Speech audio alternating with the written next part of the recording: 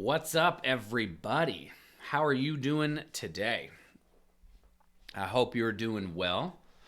I am doing well. We have, oops, I don't want to open that.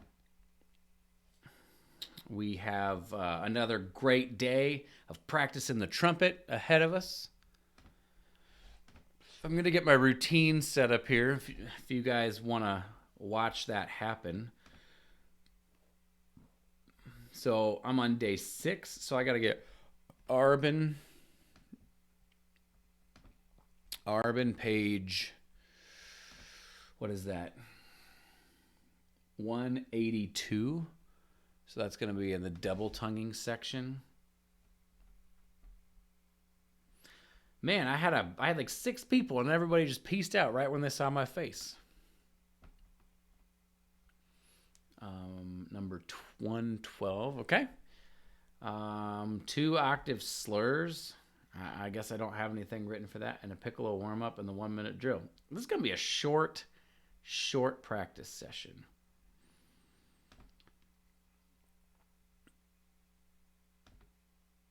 All right, we're going to do the 1-minute drill at 54 beats per minute.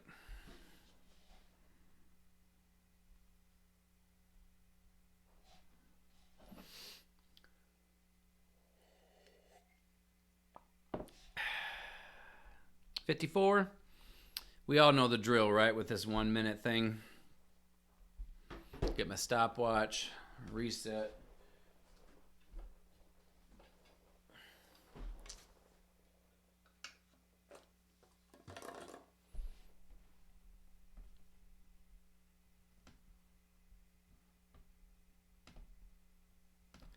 All right, so this exercise is designed to make it so I can tongue for a longer period of time. Because I have to do that for tromba solo. So, a couple warm-up notes first.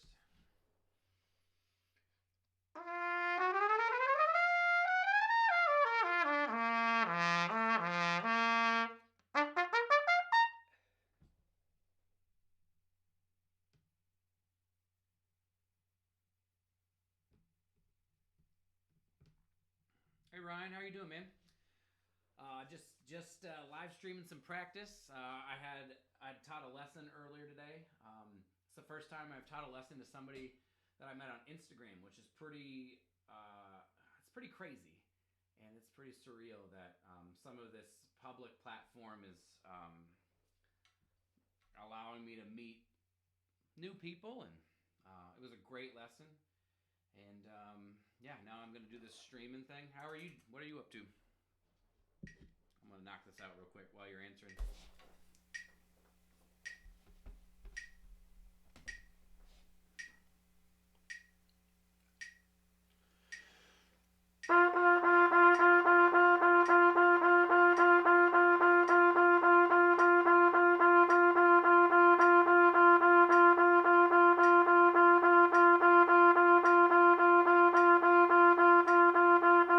I think I'm wrong.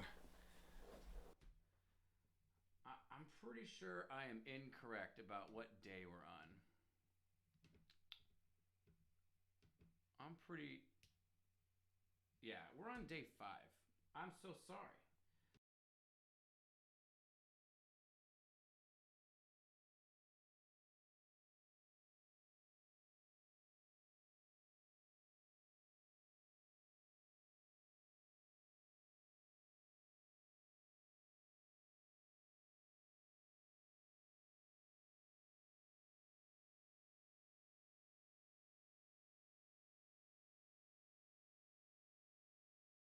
Also, my vocal mic was off that whole time. So we're good now. So we're on week 2 right here. So go back to the music one. So we need Arban page 95, number 9. How's it going, everybody who's watching? Let me know who is watching.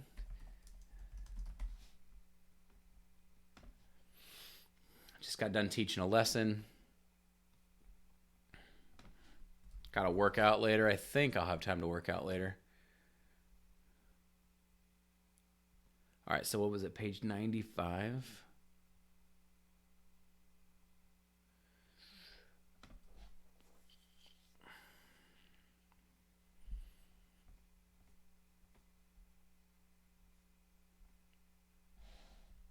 All right, 91, 92, 93, 94. Okay, page 95. All right, what's next? 1 minute drill at 60, so we're going to get back to 60 here. Arban page 165. So instead of double tonguing, that's going to be the triple tonguing one. Page 165.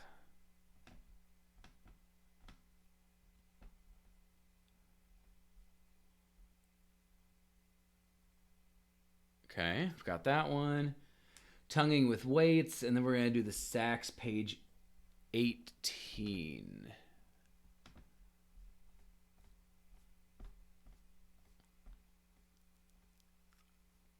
Sax, page 18. All right, so we're going to start with... stream started changing me. We're going to start with the 1 minute drill. So the 1 minute drill, my workout for later is I got to do like a push day. So I was thinking of, I have a strongman log in my basement, and so I was thinking about doing some work with the log, and then I don't know. One of my favorite ways to work out when I'm not sure what to do is you take a deck of cards and you put one exercise per suit. So you have hearts might be push-ups, and then clubs might be squats, and then let's say sit-ups, and then pull-ups. I don't know, something like that. And then you shuffle the cards, and then you flip it over, and you do the amount of reps that's on the card. And it makes it so you're not just doing this circuit. I mean, it is a circuit, but you might accidentally, based on the way that the cards are in the deck, it might be like 30 pull-ups in a row or something like that. So it kind of adds a little bit of variety. So I might do one of those just to make it easy and simple. So, all right, I'm going to do this 1 minute thing. This is for tonguing fast for a minute straight. I'm going to work my way up over the course of some time. So here we go.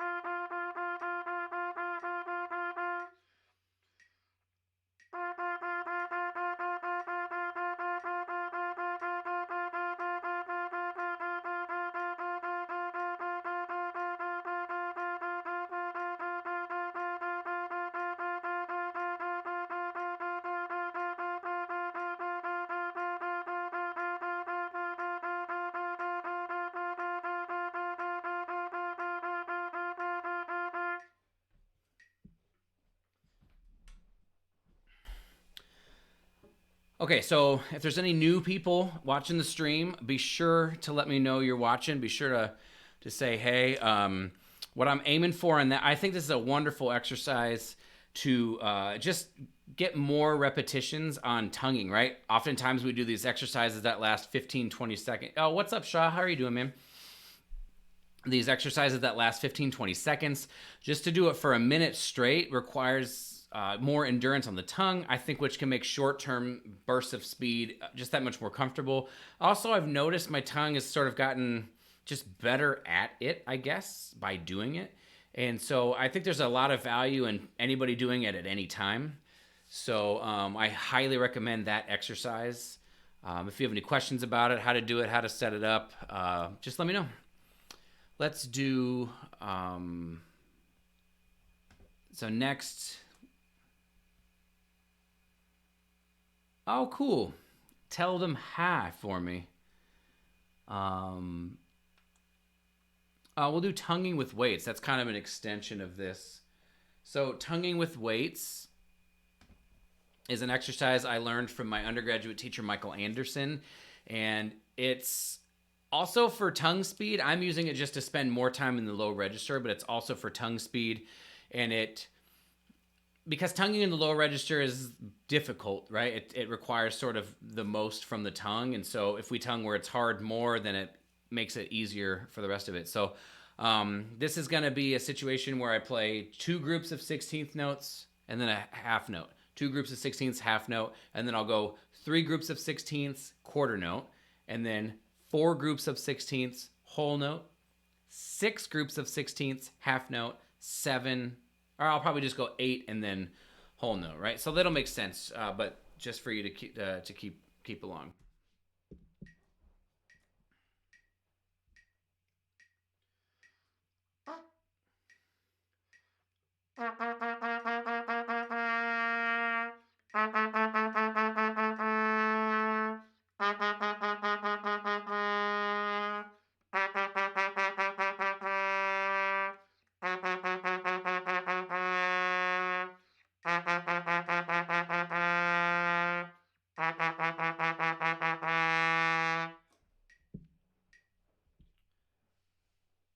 And so we're aiming to try to play long-ish so we can get good, healthy airflow, but also obviously trying to have good front on each of the notes. So 3 groups of 16ths and a quarter note.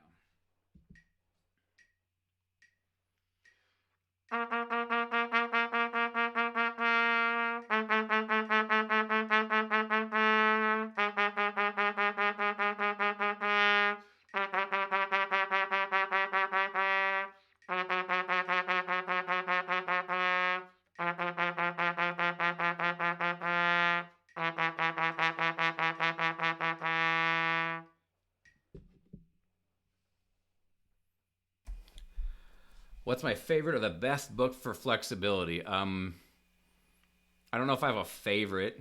Uh, I think there's the Arban book is a classic one for flexibility, right? So moving away from the Arban book, we have the violin book, which is great. There's the what is that book? Single tonguing, yeah, Mark, for this exercise. Yeah, so there's the violin book.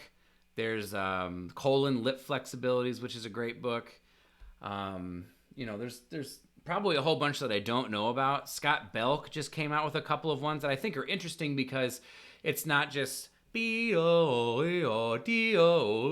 but there's more interesting patterns, which not only trains your flexibility, but it also trains your ear. So I'll see if I can find a link.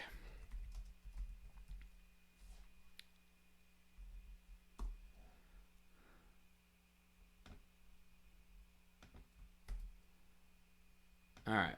So here's a link to Scott Belk's book. If you haven't heard of him or you haven't heard of the book, definitely check that out. All right, 4 groups of 16ths and then a half or a whole note.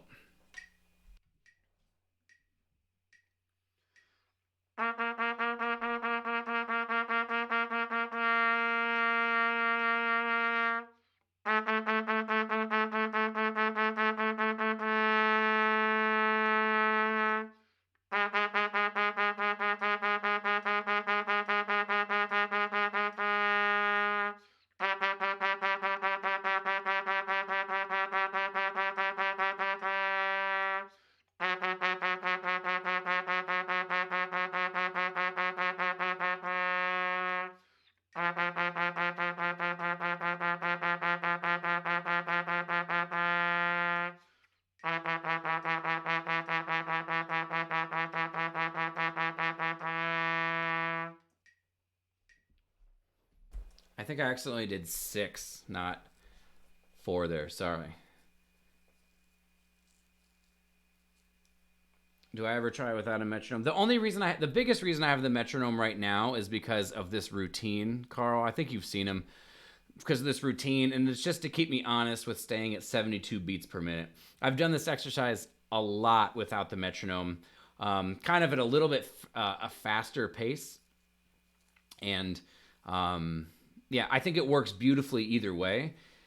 I think the if you want to try to describe to me what you do to work on it, I'm more than happy to talk about it. But oftentimes it's just like when we feel like we're not good at something, we avoid doing it, and that can just lead us to not being able to do it because we don't do it. So if you are doing it and it's not producing results, I'm more than happy to try to help you figure out a different process if you want to try to describe it. And yeah, Alan Vizuti's book, I can't believe I forgot about that book. It's it's exactly the same thing. It's weird. It's like kind of weird Alan Vizzuti like stuff. There's normal stuff, but then weirder harmonies and tonalities and scales and stuff like that. So yeah, totally forgot about that book. I try to take a day off every week if I can. It doesn't always work out that way, but I'll definitely try to take a light day if I can, one time per week, if not take a full day off. It depends. When I was younger, I needed a day off because I wasn't as efficient as I am now. And so I was playing a lot, and I did just take a day off every single week. It's not the same anymore, but yeah, it can be a beneficial thing just to get, because these are muscles, right? And so resting the muscles are not only good for recovery, but also that, we learn, we grow and all that kind of stuff while we're sleeping and while we're resting. So it can be good just for skill acquiring as well, especially if you've practiced in a healthy, methodical way. This is going to be 8 groups of 16ths, and then a whole note. Excuse me.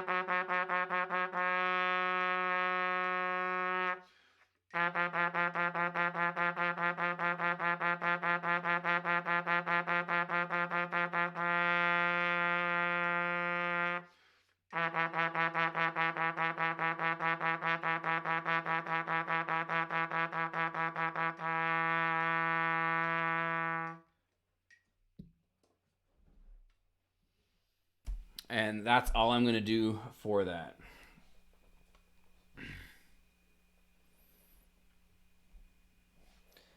Yeah, but the pressure situation part of it, I think, is super important, right? When you're sitting in your practice room and there's not as much pressure, I assume it's easier to take care of or easier to deal with. And so I was just talking about this with a student right before I started the stream, that I think consistency in the way we set up for the trumpet is of the utmost importance to consistency when executing on the trumpet. And so I'll go over this really quickly because it's something I teach a lot and I think is insanely beneficial.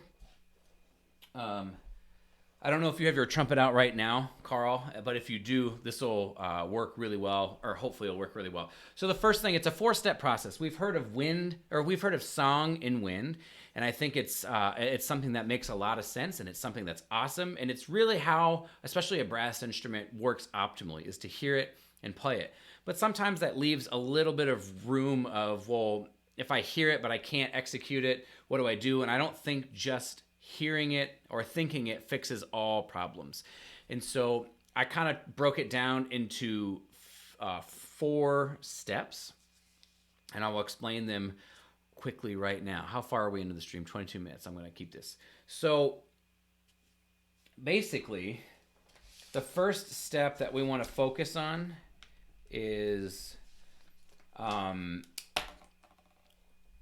breath, right? So breath. So when you're sitting in your chair, oftentimes, and I've caught myself doing this too, when we sit, we're kind of like this and just hunched over, right? Well, that's not going to produce the most beautiful sound we can because our breath will be constricted. So the way I think about it is I think of sitting all the way back in my chair. So my bottom, my butt is on the back of the chair. And then my next point of my chair leans back, so this is hard, but my next point of contact is my shoulder blades, right? So you feel like you could stick your hand right here. You should have your natural curvature of the spine. So push your butt all the way back and then push your shoulder blades, or not push your shoulder blades, but just have your shoulder blades. So you should be in like this position where you're sitting nice and tall, and then you bring your horn to you. And I mean, we don't have to make it uncomfortable, but this versus this is all the difference in the world, right? And then when I think about breathing, I think about my back expanding towards the back of my chair. So I just think about my back going to the back of the chair. And what this does is it basically should feel like a balloon is inside of you, filling up in all directions, right? And this alleviates breaths that go, and we have sort of this tension at the top. If you have any questions as I'm going, if anybody has any questions as I'm going, please set them down there. But if in the chat, let me know in the chat if you agree with this or you disagree, or if you're trying this thing out with me while I'm describing it, please let me know in the chat how it's going. This is something I've taught, but it's a little bit different when you're teaching it and people aren't right on the other side. So anyway, when we breathe and we have this kind of tightness here, well, that's not good, right? That's not going to set us up to be able to release easily. So the first step is to try to get it so our back expands and we fill up like a balloon. So we go, kind of breathe from our diaphragm, which you hear this all the time. I don't know, the balloon thing makes a lot of sense to me, expanding in all directions. That's step number one. Step number two is to essentially give yourself a prep beat, right? And so when conductors go, beam, bum, beam. A lot of times it's easier to play because we just are playing in time. Or when others are playing around us, it's easier to play because we're sort of joining them, right? Well, when we're starting, if there's no discernible point at when we want to start playing, there's no time for our air and our chops and our tongue and everything to coordinate. And coordination is king in terms of especially starting, but playing the trumpet in general. And so what I do is I just give myself a prep beat, right? So I'll put the trumpet mic on, but if I'm going to play pictures, I'll think bum, bum, beam. Well, so I'll think 1, 2, 3, 4, beam, and play right exactly when the downbeat would come.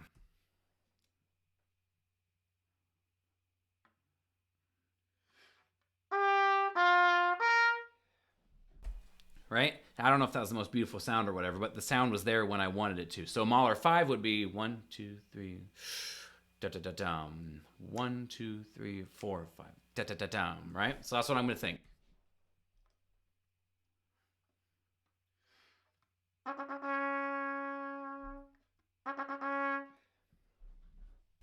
Okay? So I realize sitting in my room, in my practice room, it's easier to do that. But that's one of the important steps, is if you give yourself a place for everything to coordinate in terms of rhythm, it's much more reliable. And then the third step, so we have breath, we have timing, or give yourself a place to start, and then we have commitment. This is where a lot of things go south for people, is because we play the trumpet in sort of a testing manner. We're testing to see if it's going to work. And the trumpet, you can't do that. You cannot do that. You just have to commit 100% to whatever it's gonna be. And so we wanna, there's this exercise where if you kind of close your eyes and you think of playing Mahler 5 as if your sound was starting in another state or something like that, this helps with air flow underneath, right? And so I did this on a different stream, but you can think about it in terms of, I'm going to project to my stand, I'm going to project to something I can see but far away, and then I'm going to project to something that I can't see that's far away and see what the differences are. So this will be what that exercise is. I'll use pictures again.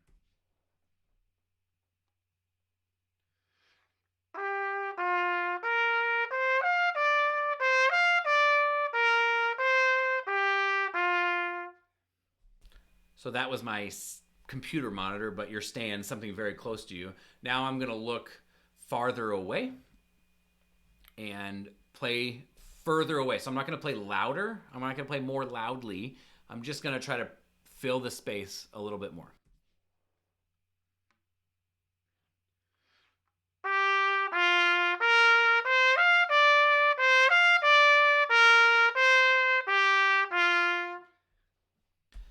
So this is what people who play in a hall all the time are afforded, is they can look at the back of the hall and think, I got to project all the way back there. But if you don't have that, you can just look far away. And then the third version would be, I'm going to think of my home in Lincoln, Nebraska. Right now I'm in Birmingham, Alabama. I'm going to think of my home in Lincoln, Nebraska.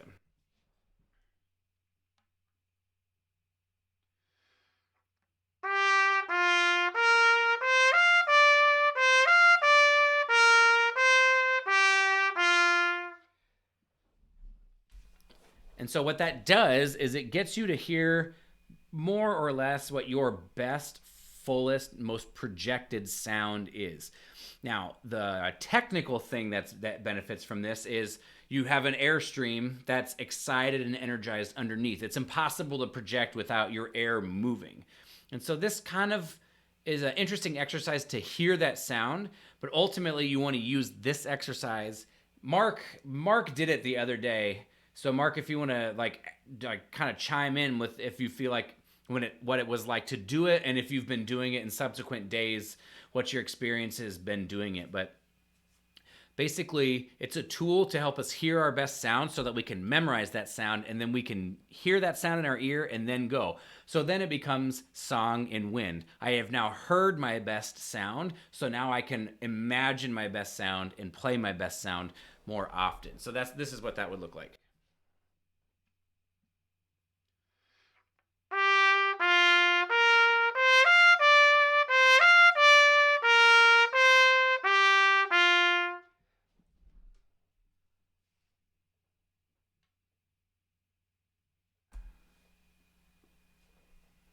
Okay, so yeah, Mark is a fan, I guess. That time I wasn't thinking far away. I was thinking of making the sound, right?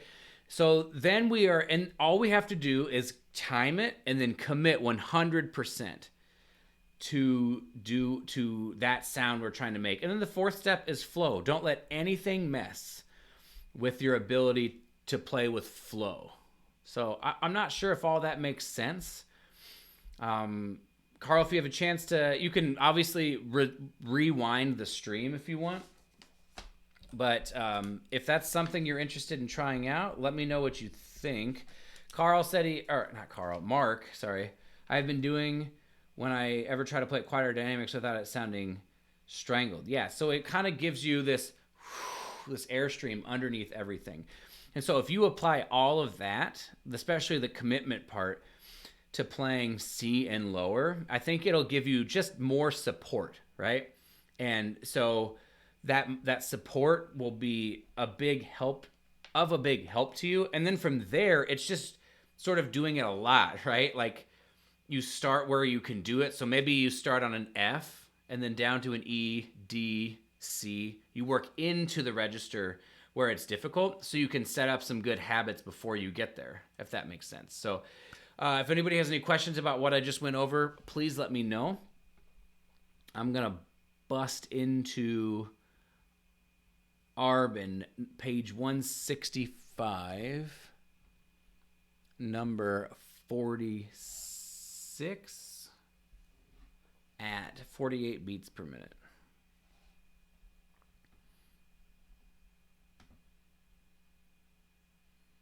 All right, so we're down here, number 46. I'm going to play this probably 2 or 3 times.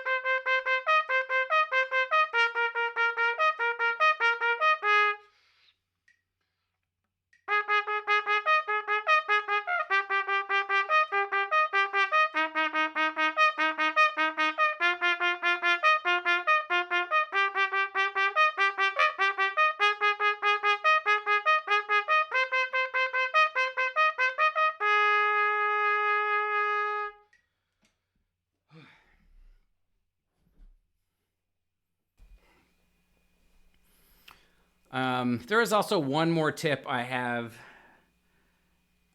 There's one more tip I have, and I did it on Instagram, so you can check that video out there. But you essentially do like a tongue stop with the air, and then the sound is right there, right? So it'll look like this.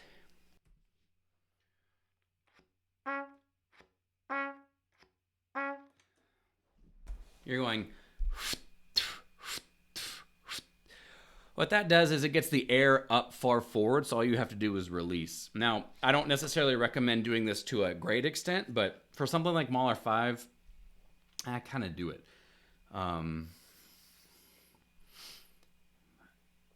And so getting that air kind of far forward like that, it allows it so, yeah, you're just releasing at the front with that point rather than feeling like you have to start. It's a very difficult thing to do if you feel like you are just going da-da-da-da and you're starting, but if you think, also breathing on the lips, I forgot that part earlier, but feeling the air pass your lips and your lips get cold rather than in the back of your throat getting cold. Those two things together and keeping the air forward makes a humongous difference in my own consistency. So try those things out and let me know how they work, and we'll keep digging until we find, if that's not the right answer, we'll keep digging until we find the right answer.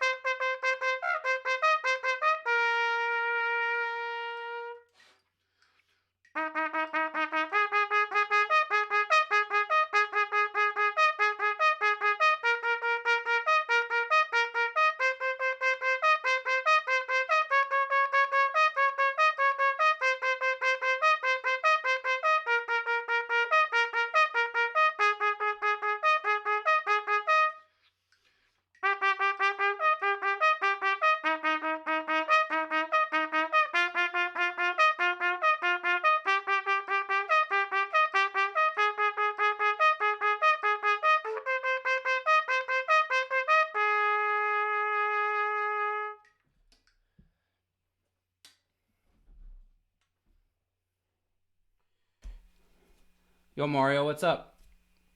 Open to Pines of Rome. There's two things. One, to try not to play it too short. It can get, it's kind of tricky, and you might think to go ta ta ta ta ta ta ta ta, but I think cutting off your airstream is one of the reasons why. So thinking instead of, it'll be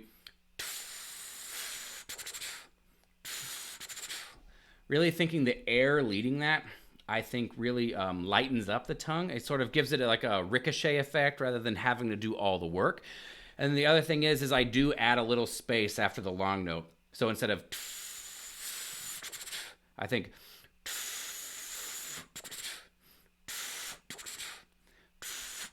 and try to get my T in there after the long note.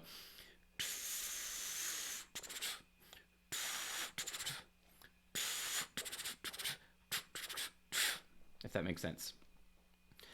Other than that, obviously slow practice, long, kind of like this.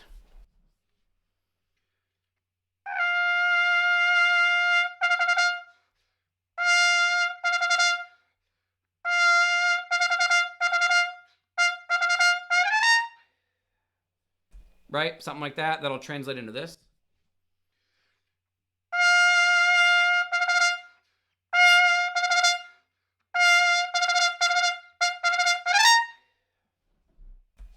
Something like that, right? Yeah, something like that. If that doesn't make sense, keep asking. I wanna help you figure it out. But that's sort of the beginning of what I would recommend. All right, so this sax is at 77.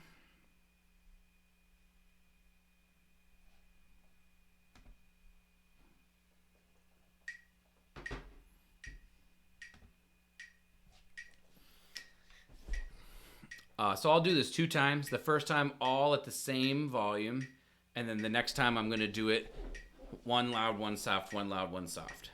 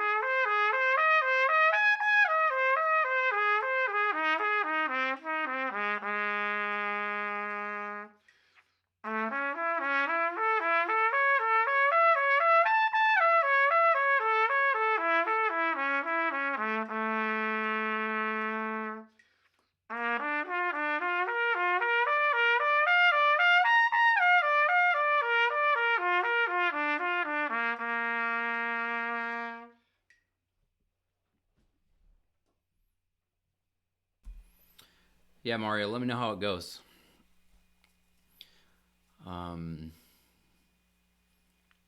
The reason I put this exercise into my routine is I just really like arpeggios. I think they're really fun to play, and I like how in a short period of time you can get from the bottom of the arpeggio to the top. Now, to make them super smooth, one thing that I did when I was in grad school is I kind of did it slower, and I added these overt crescendos to every note, so I was forcing my air to connect from note to note. It sounded like this.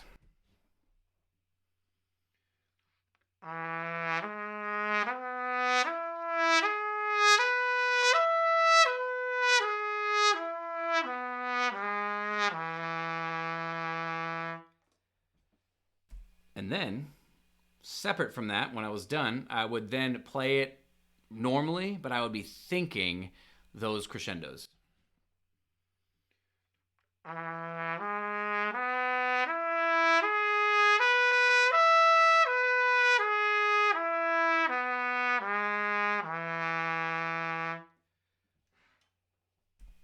And it gave me a nice and even. Now, this took some time, of course, to ingrain, but it gave me a more even approach to intervals like that because it made sure that my airstream was being prepared before each note. Rather than playing low notes and then having to stretch to get to the higher notes, I was preparing each note before I needed the airstream, so that it was sort of a sidestep instead of a leap or a reach. All right, one more time. I'm going to change the dynamics on this one.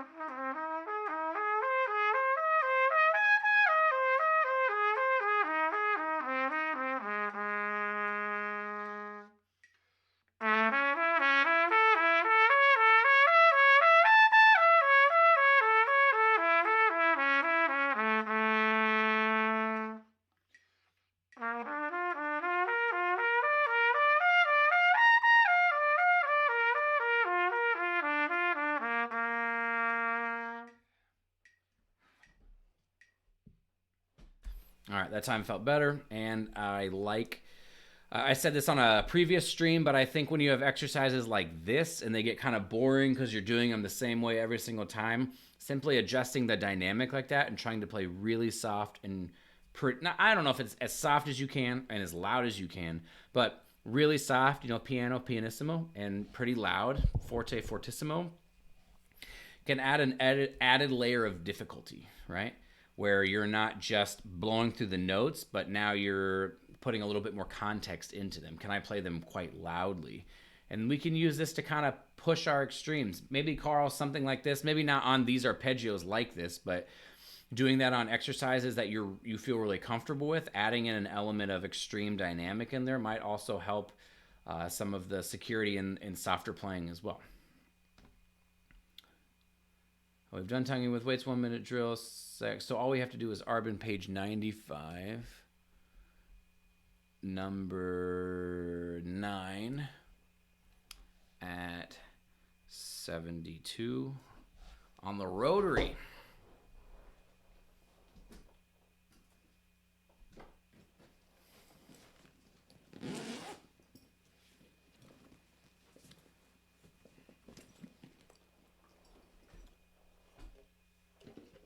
Okay. I'll probably play this a few times, at least twice.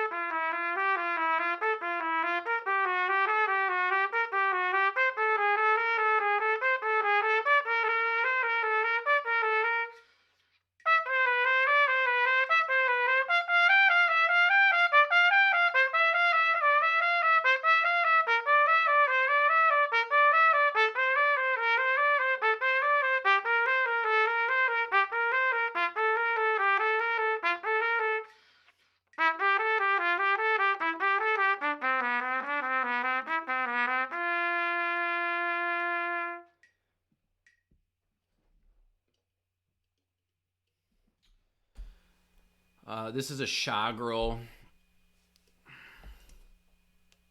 Europa, which I think is kind of close to the Horsdorf Heavy.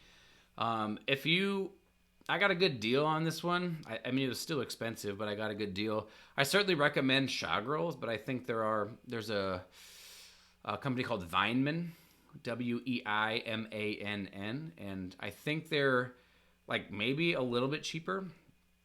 And a lot of orchestras use those. I know like Atlanta, I think Chicago might use them. I could be wrong. But I know a lot of orchestras use them. And I bought this because I needed a rotary for the Chicago audition, and I thought it was time that I got a rotary. The second day I had it, I dropped it. I dropped my phone. You can see that dent right there. I dropped my phone on my rotary trumpet, my brand new rotary trumpet. I didn't even own it, actually. I was on trial. So yeah, it's a Chagall. And now if I don't play it, since I don't really play it in the orchestra, if I don't put it in this program, it'll just sit in the closet. So one of my struggles in Chicago was the pitch and the feel of the rotary, and that was just due to I only played it when I had excerpts to do, and it just wasn't home, and so that's why I'm trying to incorporate it like this in case I ever need to use it again for playing. I don't want to have to get into shape on the rotary. I just like to be in shape, and if all I have to do is play it for 5 minutes, to do that. So yeah, I'll get this dent out sometime. I'm not sure when, but I'll get it out. One more time. This feels significantly better than it did last week, which is pretty awesome. I'm really thankful for that.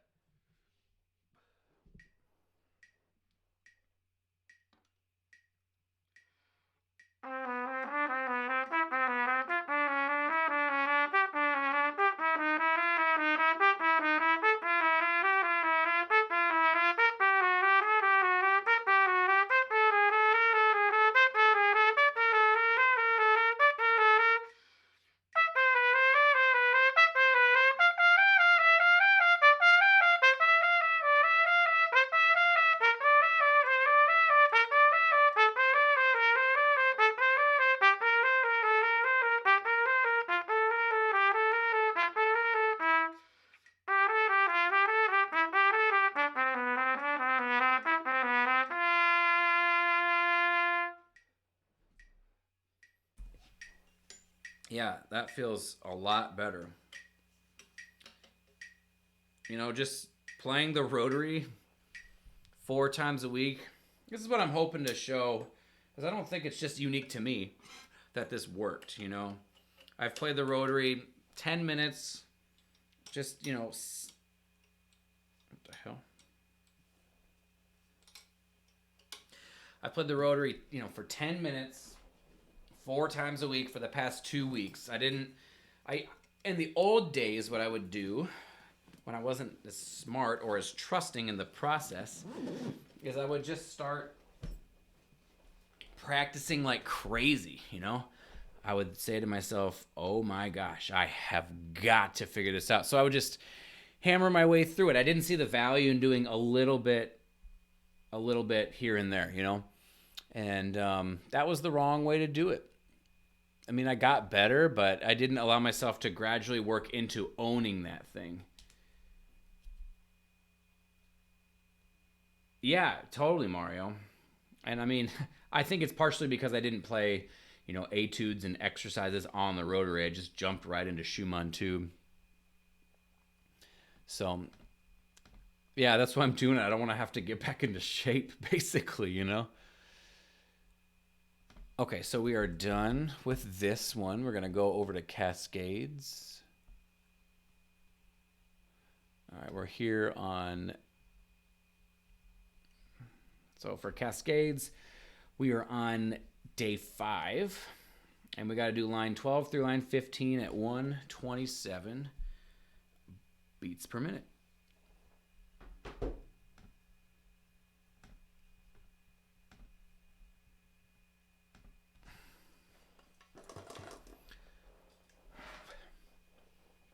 So this is my performance repetition, right? And so I'm thinking to myself, all right, this one matters, you know?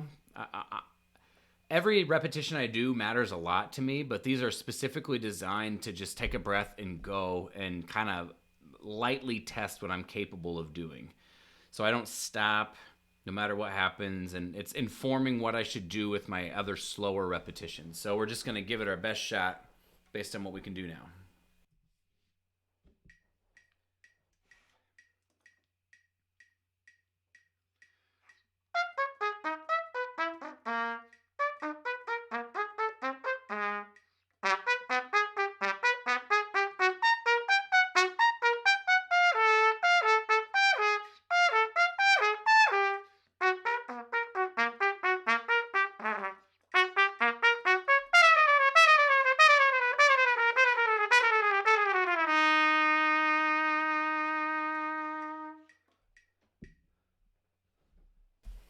All right, so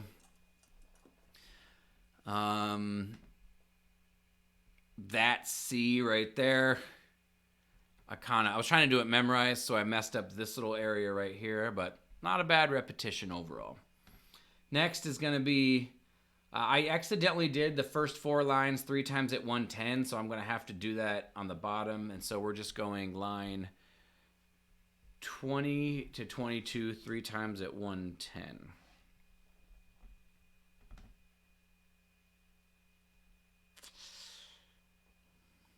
All right, just chugging right along.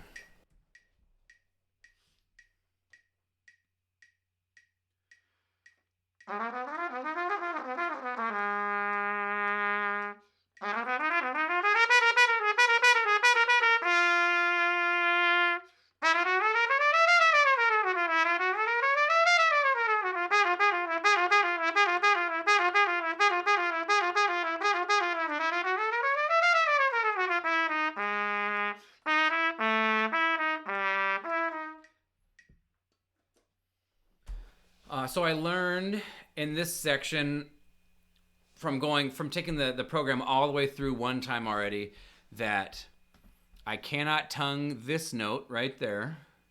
And then I have to play all of this long. Even though I'm tonguing this hard, I have to play all of this long. I definitely have to play all of this long.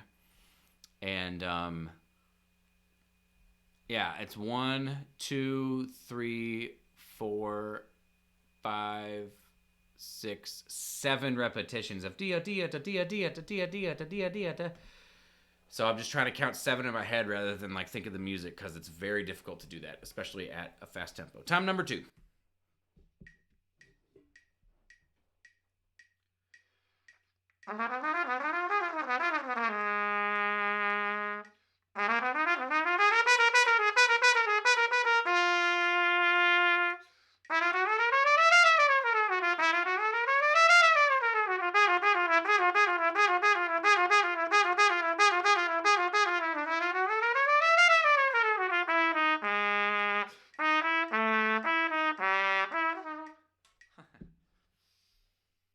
That on top of just trying to keep it forward, right?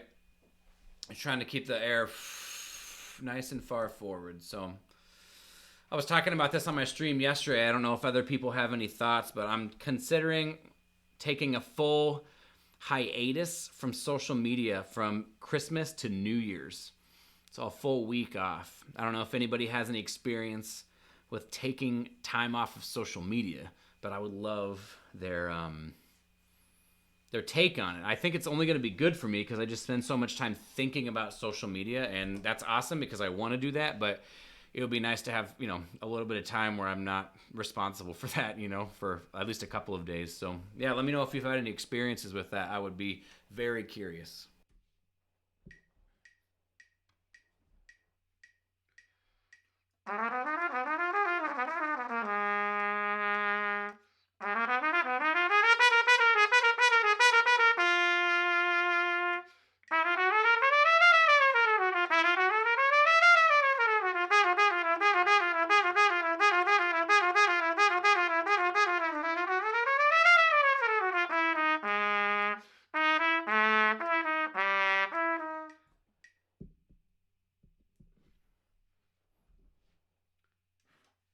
All right, Mario. So, Mario, did you do it one time?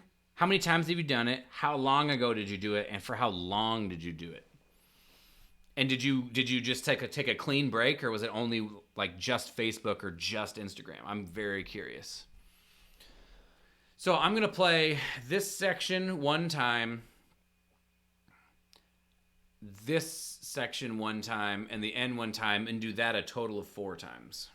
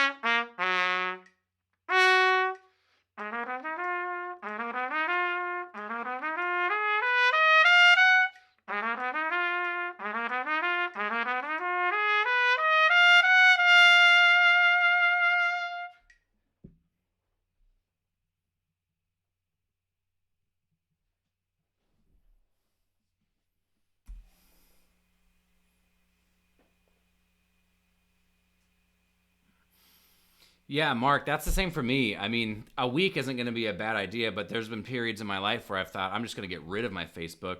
But that's the way that I communicate with so many people and keep up that it feels hard to completely get rid of it.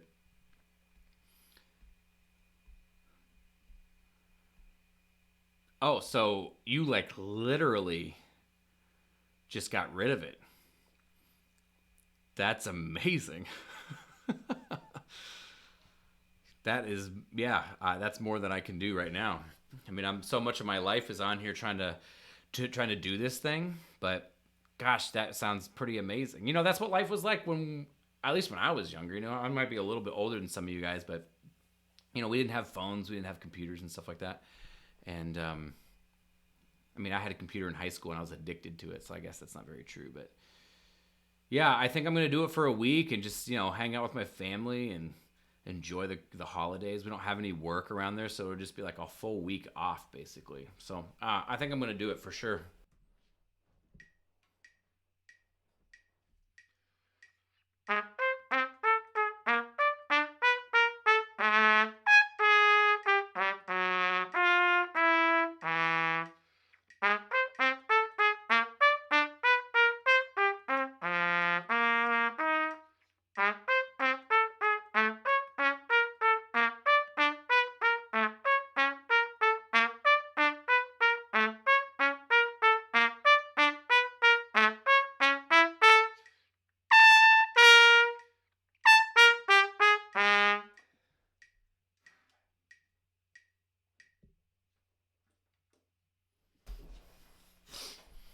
So I mean, as much as I try to focus on what I'm doing, I was thinking during that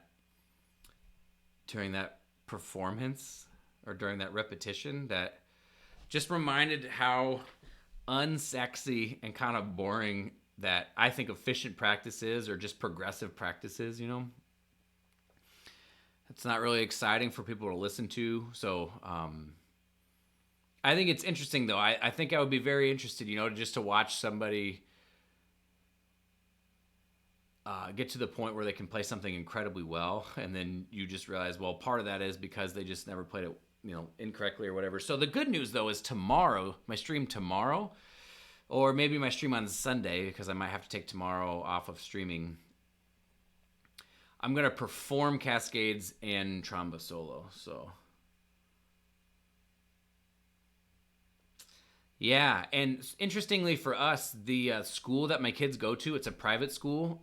It's a Waldorf school, which is like a different. I mean, it's education, but it's just structured a little differently. And they make us sign sort of a pact or a non-written agreement that during the week we won't let our kids watch television, and then on the weekends, they can watch it, but we try not to just have them completely enraptured with that. And it's pretty amazing to see how much more self-sufficient our children are than it seems like many others, because they don't look at their first go-to is not necessarily I need a screen or I need something else, right? If they can sit in a waiting room and just take a book and just draw and they're perfectly happy, but because they kind of don't know any different. And we've sort of shielded that from them for a little while. I mean, that was going on um, before I was in the family. But I think it's really interesting that yeah, they're self sufficient, and then but we're very similar, right? I mean, there's many things we could be doing, ways, reading a book, learning some stuff, but I find myself, it's not that hard for me to get engrossed in my Instagram news feed. So that's part of the reason, is to see what my life would be like without looking at my phone regularly during the day. I post on Instagram, and then every so often I'm just scrolling and be, oh, did I get more views? Did I get more likes? And I'm getting better about it, but my life being sort of on social media and trying to provide information, yeah, it means that I have to be really careful with how I use it and what my time consumption is. So that's part of it for sure.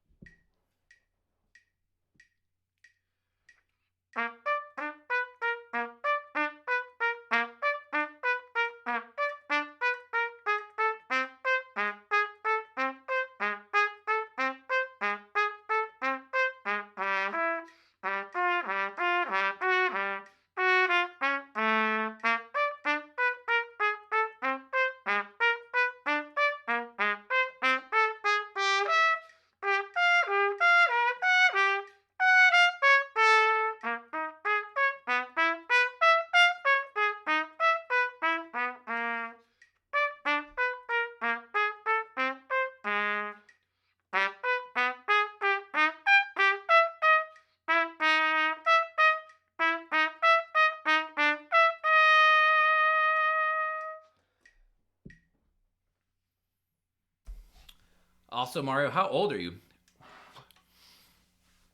I have no concept of how old people are on the other side of this live stream. It's kind of cool. Um, that section's feeling so much better. That section was kind of a pain when I first learned it, just because it's all over the place. But it is feeling better. Oh, Mark, you're 36. Mario, how old are you? Because I'm 31. I was born in 88. One more repetition. I'm going to keep rolling here.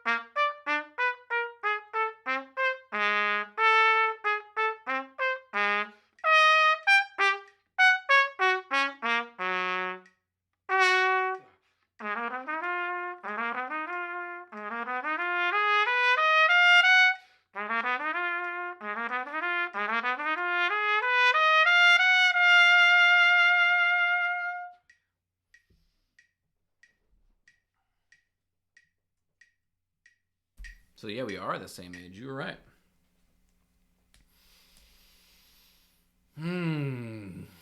This is going better. This is going better for me. I'm really happy with the progression this time. And it's interesting because my first time through, it took me a while for my ear to get used to what was going on in this piece. But now that I ran it from start to finish. So somebody asked me the other day about making a program, but for the program to last 14, 15, 16 weeks so they could learn it over a long period of time. And now I think there's a lot of value in just running a program 2 or 3 times, right? Because every time you come back to the beginning, you have the knowledge of what you learned on the way through. And so you can infuse repetitions with that knowledge, and you can kind of start over and regroove something in a way that may not have served you when you got to your performances and stuff like that. So, I think it's really nice to be able to have done this a second time because all these repetitions just feel pretty much right in the pocket, and it was not this way when I was doing it before.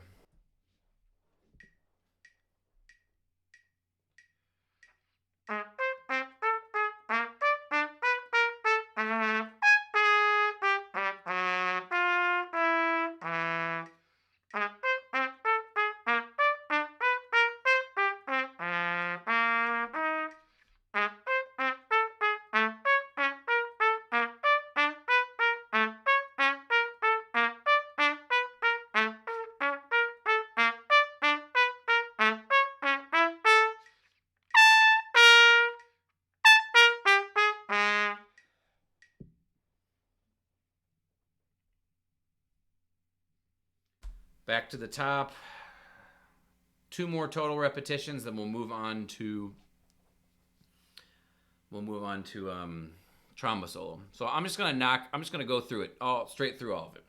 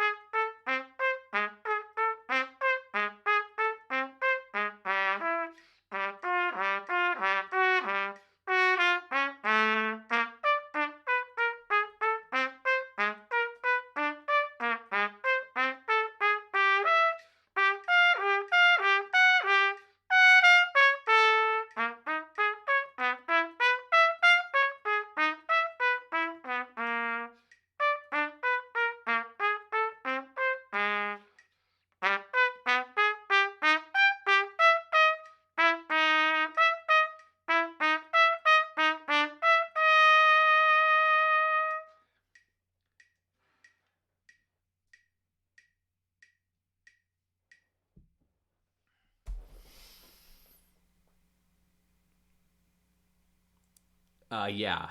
5 concert band excerpts. So this is what I would do. You're gonna play the list, all 5 excerpts down, Ryan, and then you're gonna take copious notes on what you want to improve upon, and then you're gonna do somewhere around 60 to 70% of the tempo you want to go. So if you're going at 100 beats per minute, you're going to go somewhere around 60 to 70 beats per minute, and you're going to play 4 or 5 repetitions, trying to iron out the details that you were trying to work out on each excerpt. And then you're going to run the list again afterwards. And then that would be like a set, right? Run the list, practice at 60 to 70%, 4 or 5 times for each excerpt, and then run the list again, right? Run, practice, run. Now, you could do that 2 times in a day if you wanted to, or just 1 time per day. But basically, when you're that close to the audition, your best bet is to run it, get information, and then practice it right away. And then refine, and then run the list again to make sure that those things worked. I wouldn't necessarily recommend it if you had 6 or 7 or 8 or 9 weeks to do that, but that would be my advice for that, if that makes sense.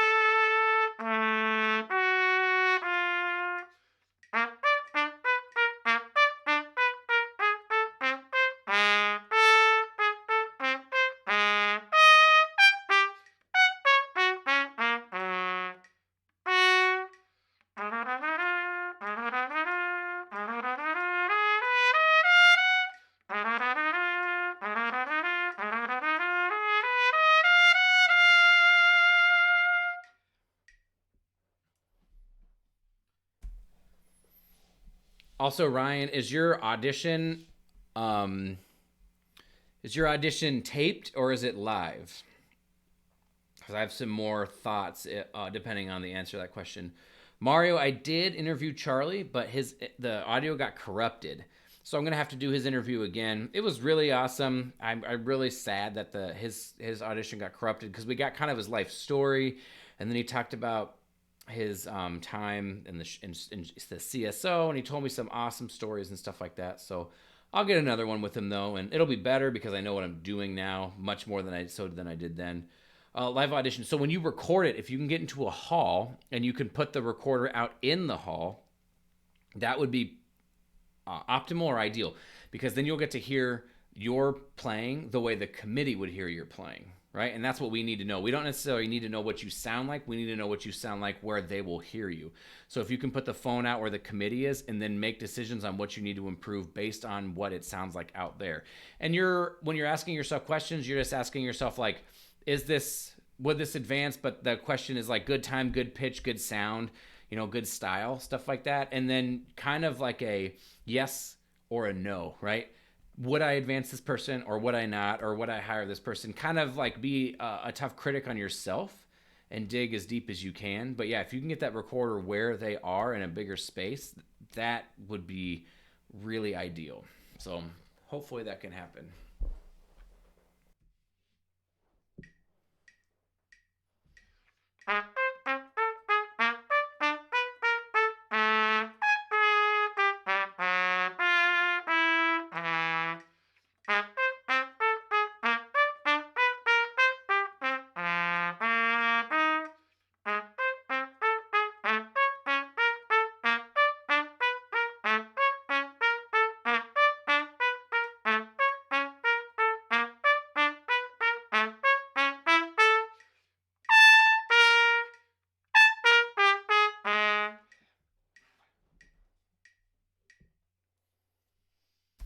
Okay, we're almost done. We just have to do all that one more time and that's it. Let's just knock it out.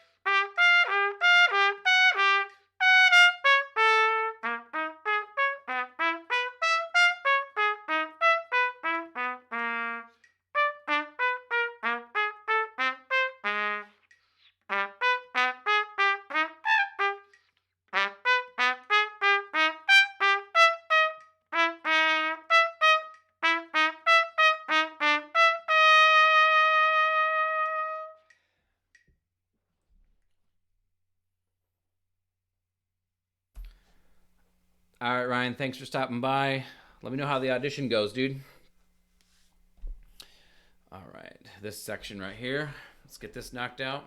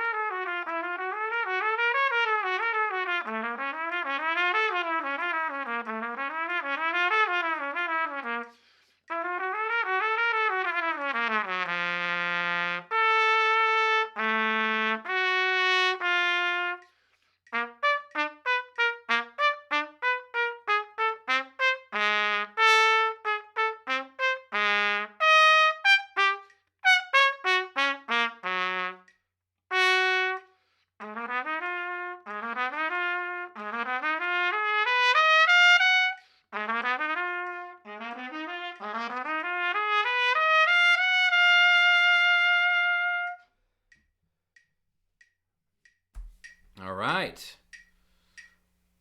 Things are feeling good. End of the piece. Let's do it.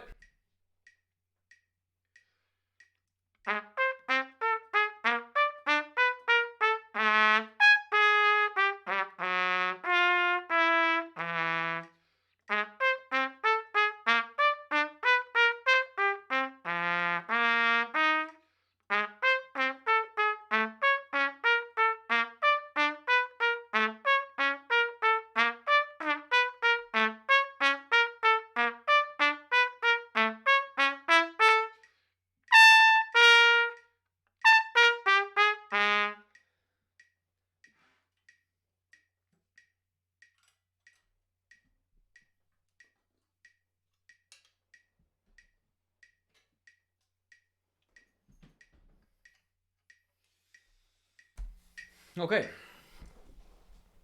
So another thing I wanted to say is if there's anybody watching that doesn't necessarily have any questions, but I write blog posts and stuff too on my website, my That's Not Spit website.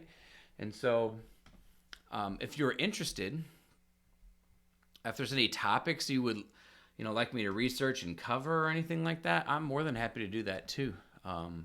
So let me know if there's other ways I can serve. I guess that's all I'm saying. So, oops. All right, so Vizzuti, done. Week 2, done. All right, so page 7 to measure of rest at 360.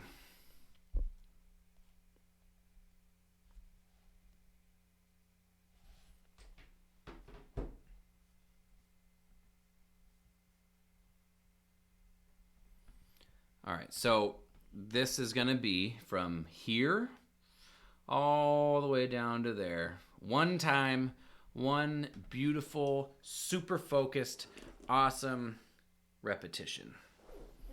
Here we go. Mind engaged.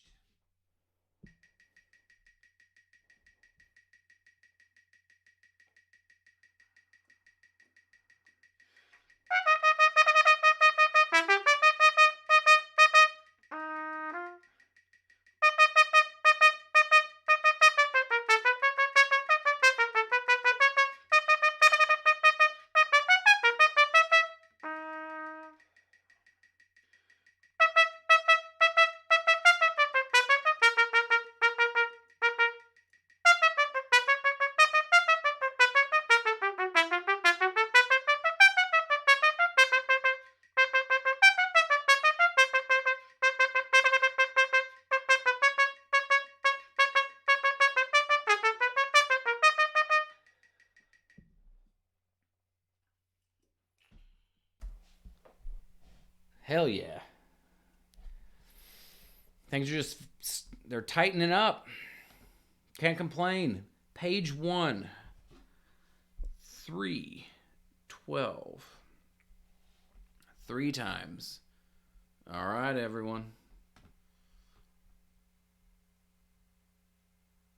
We gonna settle in. 3 times. If you have any questions, let me know how you like this piece. It's kind of weird, isn't it? It's unaccompanied, so you're hearing it as is, other than it's just slow. But kind of cool, kind of crazy. I like it.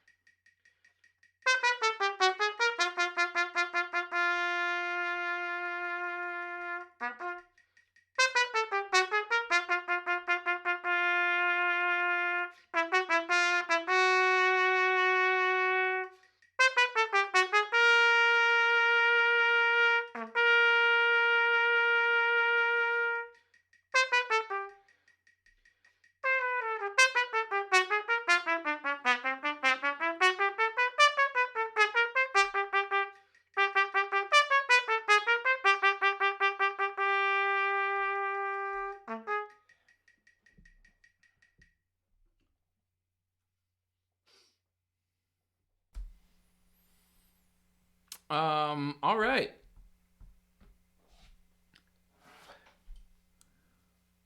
That A natural on the third to the end, third to the last line. Gotta fix that up. There we go.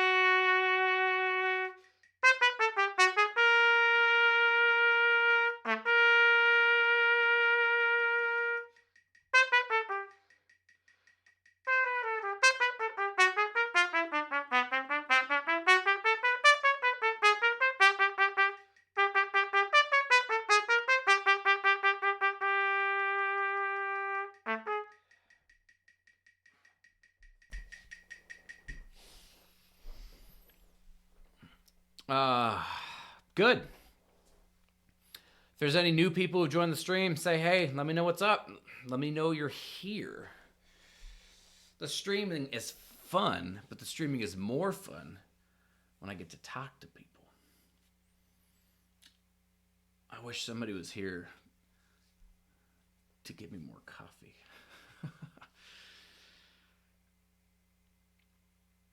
Yeah, this is a cool piece. I learned it for the 2012 Ellsworth Smith trumpet competition back when I did it. It was pretty good back then, but obviously I think I'm a better player now, so I'm really trying to push to get as good as Ole's recording, basically. I think that would be pretty incredible if I could put together my version of something on that level, and that's what I'm aiming for.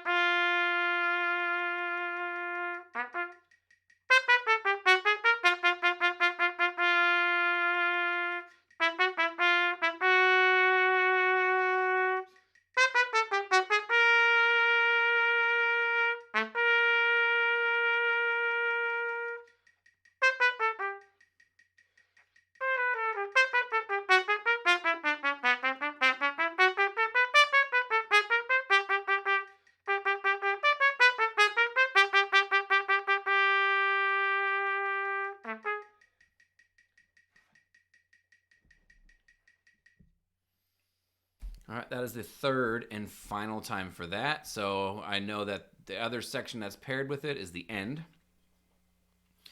So I'm going to try to do one repetition from here to the end, and then I'm going to do two more where I split it up from here to here, from here to there, and then there to the end, there to the end. All right? Well, we're going to give our best shot to try and do the whole thing. Because that would be awesome at this slower tempo. See if I can make it through.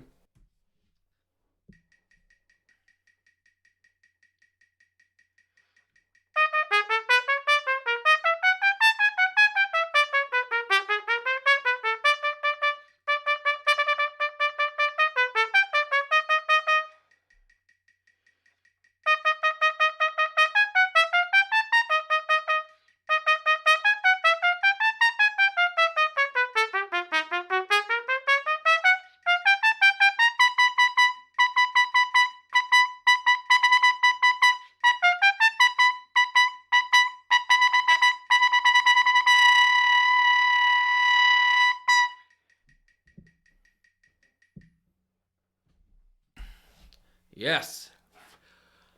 So I finally understand. What's going on.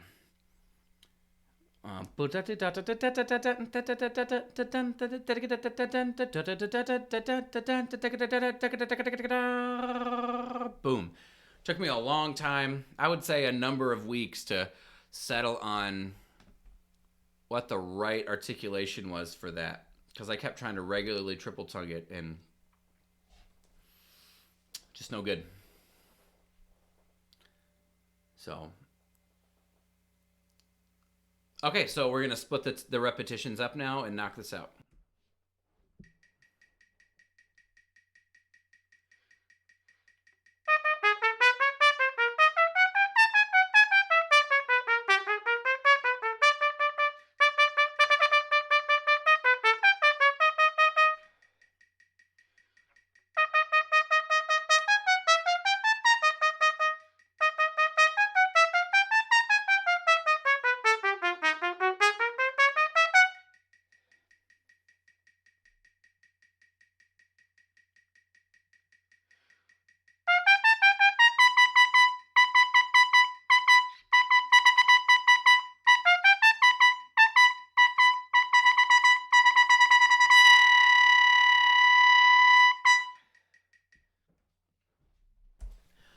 So the difference between those two repetitions, the one where I played straight through and the one where I split it up, that's actually a great example of why I did split it up and why I think resting is just fine. Is I made it through the first time, but you could hear it was much more secure and stable when I split the two up. Now, the point of the slow tempo practice is to get lots of quality reps, not necessarily to just blow through it, but at a slower tempo so that we can build up endurance.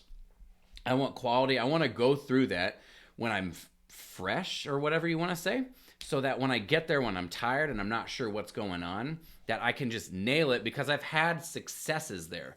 It's interesting. When I studied with Barbara, she would say she would teach people who would say, you know, this is a great example. Oh, well, it's so hard to play this and to play those high Bs at the end. And she would say, okay, let's start at the end. And then they would play it and she'd be like, sounds great. And they would say, oh, but it's so easy when I do that. And she would say, that's the point. We need to give ourselves, at some point, the ability to develop a good motor pattern about what we're doing. So you start and you do it when it's easy, so you can develop something that is reliable when you get there, when you're tired, right? And so it's okay to section this stuff off and isolate it a little bit. I try to generally play in full sections because I think that ingrains not stopping. It ingrains this is a performance, you know, that kind of thing. But generally speaking, when you have something this difficult, it's all right to split it up. You know, if you want to test yourself, fine. But sectioning off stuff like that and resting is, especially for brass players, you know, mentally it's good, but especially for brass players and our physical needs, it's good to split it up so that you can get good quality repetitions at some point in the process, but especially early, like I'm doing right now. All right, one more.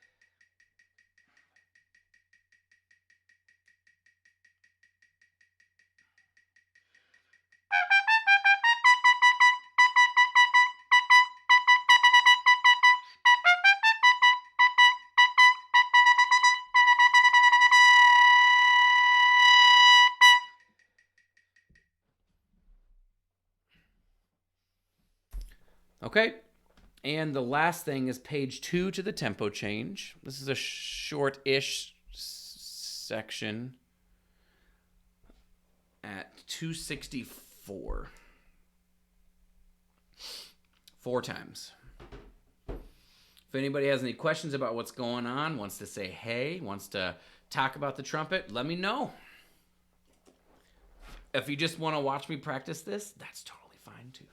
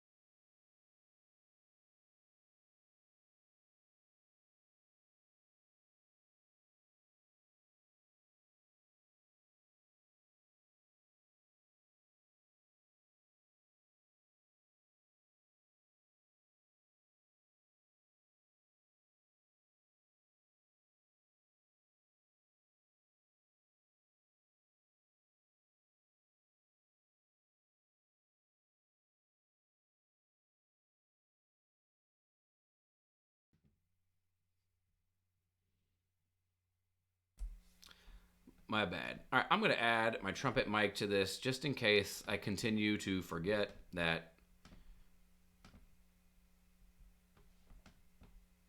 Because I'm tired of forgetting to switch it over. That was a very good repetition. Everyone's just going to have to believe me.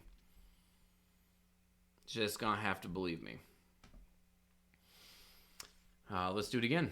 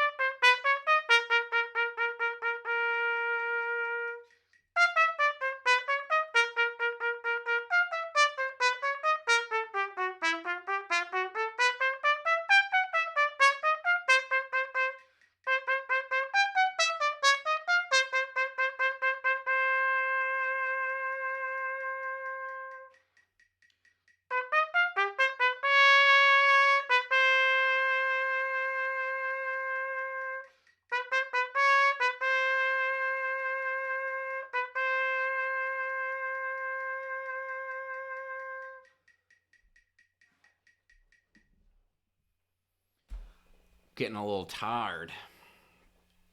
So I might do this only one more time because I can do it. It sounds good. I'm not too worried about it. And yeah, my face is getting a little tired. I hope everybody has some nice plans for the rest of the night. I'm going to watch a movie with my kids after I work out. Can never complain about that. I think we're going to watch Elf. It's an awesome movie. We watch it every single year. I love that movie.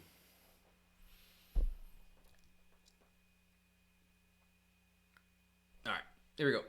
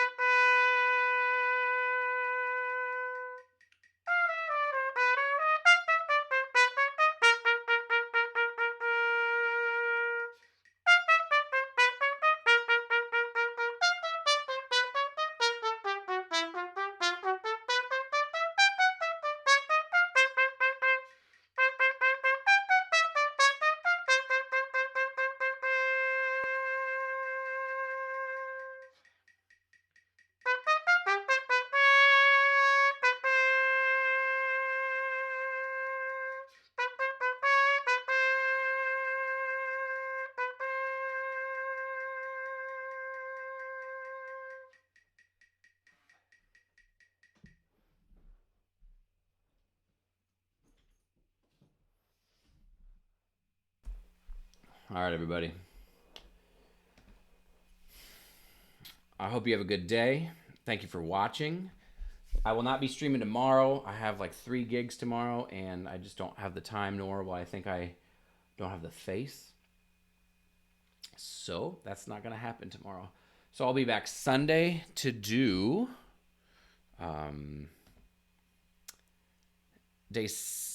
so there's no day 6 on here, but the 6th day of every week, I'm going to perform. So I wrote this before I knew this. I'm going to have to write a new one of these.